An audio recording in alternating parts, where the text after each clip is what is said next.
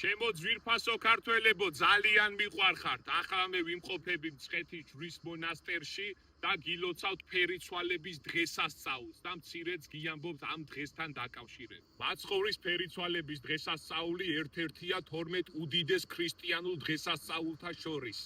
ფერიცვალების შესახებ მოგვითხრობს მათეს, მარკოზის და ლუკას სახარება. ახალი აღთქმის მიხედვით იესო ქრისტემ თავის მოწაფეებთანგან გამოარჩია პეტრე, იაკობი და იოანე და მათთან ერთად თაბორის მთაზე ავიდა სალოცავად. სანამ მაცხოვარი ლოცულობდა, მოწაფეებს ჩაეძინათ. როდესაც მათ გაიღვიძეს, ნახეს რომ იესო ქრისტემ ფერი იცვალა. დაიცვალა მათ წინაშე სხვად ფერად და გაბწყინდა პირი მისი ვითარცა მზე, ხოლო სამოსელი მისი იქნა სპეტაკ ვითარცა ნათელი.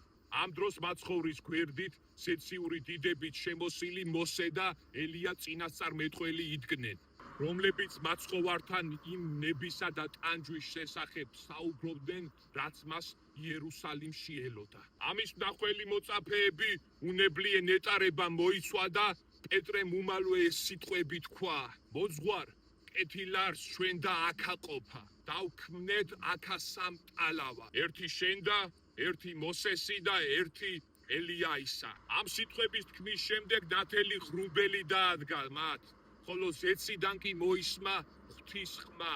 ესე არ ზე ჩემი საყვარელი, რომელი სათნო ვიყავ, აგისი ისმინეთ. გაოგნებული მოწაფეები პირქვე დაემხნენ. მათთან იესო მივიდა, ხელი შეახო და უთხრა: აღდეგით და ნუ გეშინინ.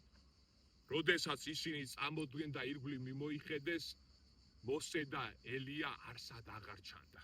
ილოცავთ კიდევ ერთხელ ფერიცვალების დღესასწაულს. ფერი გვეცვალოს სიკეთისკენ, სიყვარულისკენ, ყოველი კარგისკენ. საქართველო, მიყვარხარ, დიდება უფალს.